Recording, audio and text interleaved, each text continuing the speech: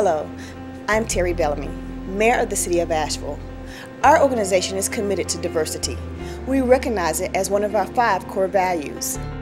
Asheville has a rich history that has been influenced by the lives and work of its diverse citizenry. These individuals and groups have made significant contributions to our local history and have helped make Asheville what it is.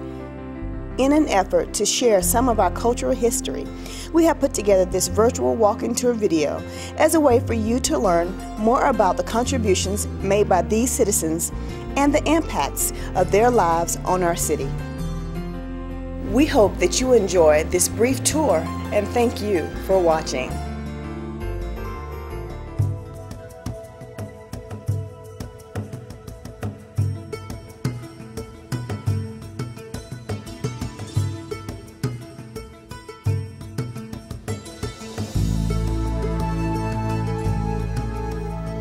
Indigenous people have lived in these mountains for thousands of years, mostly along the waterways.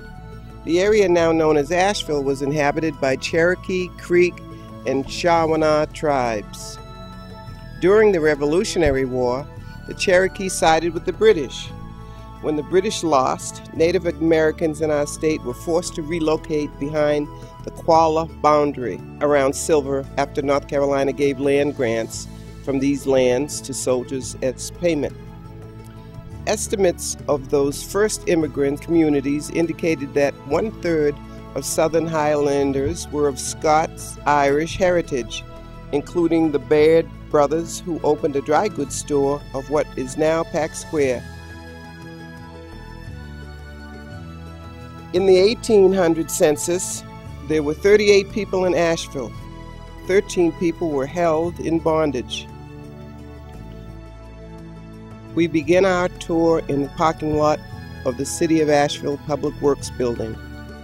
The Public Works Building and parking lot now stand on what once served as slave housing for hospitality workers at the Eagle Hotel, now the location of the Fine Arts Theater. Slave labor and immigrant investment from the likes of the Woodfins and Pattons made Asheville a popular trade and tourist destination. These businesses needed staffing, and at the time, slavery was seen by some as a legitimate way to fill this need. By 1860, 15.4% of Buncombe County's population was enslaved. These urban slaves played a vital role in the commercial and tourist center. A more recent history is that of the East End neighborhood, which was a vibrant African-American community since 1811. Asheville was one of many cities across the country that participated in urban renewal, part of a national effort from the 1950s through the 1970s to improve what was considered blighted areas of cities. In theory, it would enhance the urban landscape and provide model housing. In practice, many communities of color became disconnected as their social networks became dismantled, along with the homes they once inhabited. For many people, this was a painful period that still colors their experience today. There is a movement to reclaim the history of those communities and use the experience as a lesson to apply towards future initiatives. The second stop in our tour is the YMI Cultural Center at the intersection of Eagle and Market Streets. During the late 19th and early 20th centuries, the area surrounding the Young Men's Institute, YMI, was the center of business district for Asheville's African Americans, with offices of physicians, lawyers, pharmacists, morticians, broom factories, and more. The YMI was built in 1893 to serve the equivalent of the YMCA for black men and boys who helped construct the Biltmore Estate during the 1890s. Many of these masons, carpenters, plasterers, and laborers also built the YMI. After much effort on the part of the African American community, the Vanderbilt estate was paid $10,000 for the building in 1906. The building's users bought the YMI building with a loan and profits from the neighborhood stores and offices. The multi-use building was the center of social activity in the early to mid-1900s. It supported professional offices, a public library, and the YMI Orchestra. While the YMI flourished during segregation, integration signaled a new era in the country, and the YMI ceased to be the focal point of social life for Asheville's African American population. Following a period of decline in the 1960s and 1970s, a coalition of 9 black churches, with the support of both the black and white communities, bought the YMI in 1980. The building was restored and reestablished as the YMI Cultural Center. Since 1981, the YMI Cultural Center has provided a variety of cultural programs and exhibits celebrating and preserving the heritage of the African American community in Buncombe County. The next stop on our tour is the Fine Arts Theater. Formerly the Eagle Hotel, James Patton, a prominent Scots-Irish businessman, housed slaves behind the downtown hotel where they worked as waiters, maids, grooms, cooks, and trail guides. It is worth noting that the segregated ticket windows are both still in existence, though only the formerly white window is still used. The formerly colored ticket window is by the old entrance to the balcony, which is now a second theater. During the time of segregation, blacks were admitted to the side door of the theater that led to the balcony. Segregation didn't sit well with some of Asheville's youth, especially after 4 African-American college students walked into a Woolworth's in Greensboro, North Carolina, and sat down at the whites-only lunch counter on February 1st, 1960. A group of politically active friends from the all-black Stevens-Lee High School rose to address segregation in our community. Over the next 5 years, Stevens-Lee Asheville Student Committee on Racial Equality, or ASCORE, systematically dismantled segregation in restaurants, movie theaters, libraries, and assorted other public facilities in Asheville. ASCORE also focused on creating new job opportunities for black workers, and to ensure continuity, they even recruited their own replacements before moving out into the wider world of college and careers. Leaders included community leaders such as Al Whitesides, Orlean Simmons, Mary Fair Talford, Annette Coleman, and Jessie Ray. We now arrive at Pack Place. Jewish merchants helped shape the downtown we know today.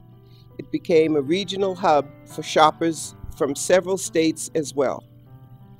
The Jewish merchant community was very civic-minded and contributed to the community beyond the proportion of their numbers.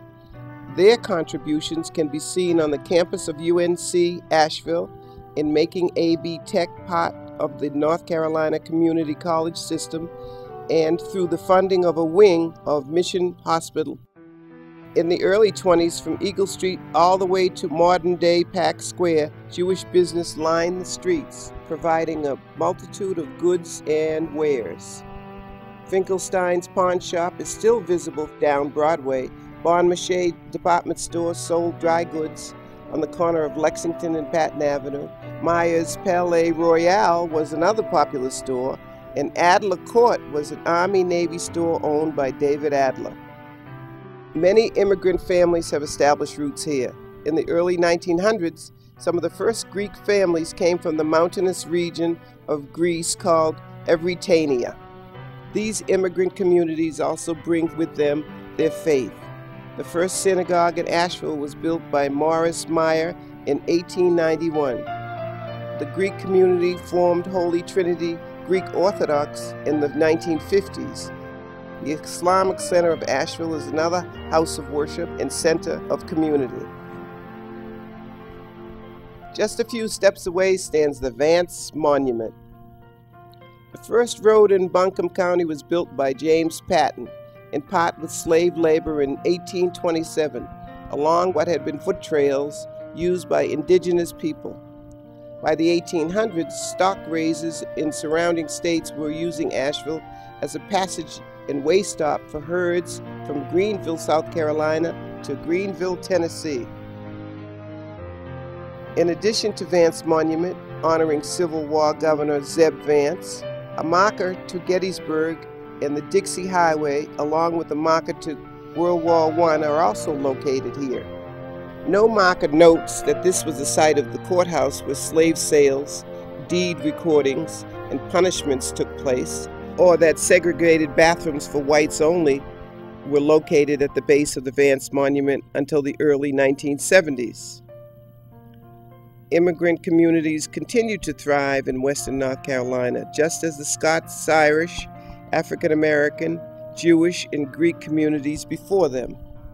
The latest census data for countries of birth indicate that the following communities are settling in Buncombe County: Mexico, El Salvador, Guatemala, Ukraine, Moldova, Russia, Belarus, the Philippines, and smaller populations of immigrants from a variety of South American and Asian countries. It is important to draw the comparison between the new immigrants we see in our community today, such as the Hispanics, Asian, and citizens of Eastern Europe, Slavic and former Russian states, with Scots-Irish like Pack and Patton, who developed Asheville. It is important to connect their immigration and residence here with economic prosperity and sustainability. Their injection of new ideas, cultures, and perspectives keep our community growing and thriving. One of our more lively historic immigrants, the Scots-Irishman Bascom Lamar Lunsford, for whom the stage in Pack Square Park is now named, used to stand on Biltmore Avenue and play music, much to the delight of passersby. Our final stop is at the corner of Market Street and South Pack Square. In 1892, the courthouse stood at the corner of College and Market Streets. Helen Morris Lewis had just returned to Asheville from the Chicago's World Fair, where she had learned to stump for women's suffrage. She drew a crowd of 400 and formed the North Carolina Women's Suffrage Association. 26 years later, Lillian Exum Clement Stafford was elected as the state's first female legislator. Their legacy lives on in women like Mayor Lenny Sitnick, Asheville's first female mayor, and Mayor Terry Bellamy, Asheville's first female African-American mayor.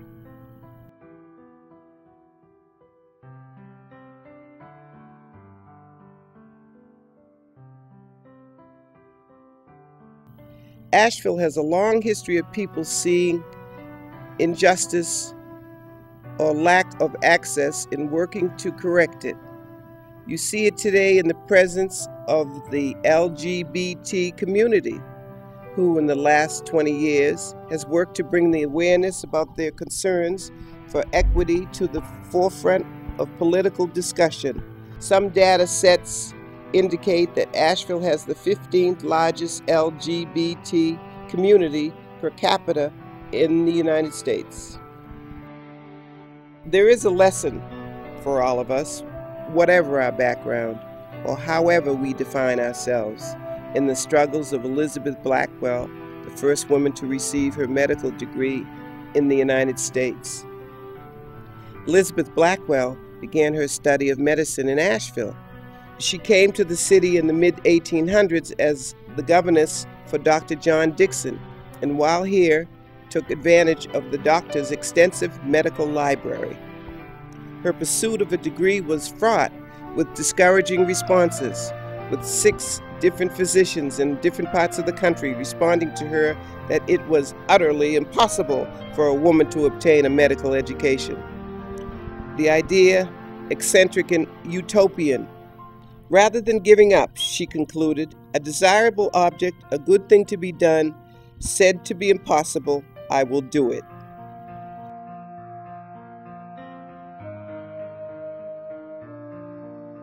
Thank you for taking this journey with me.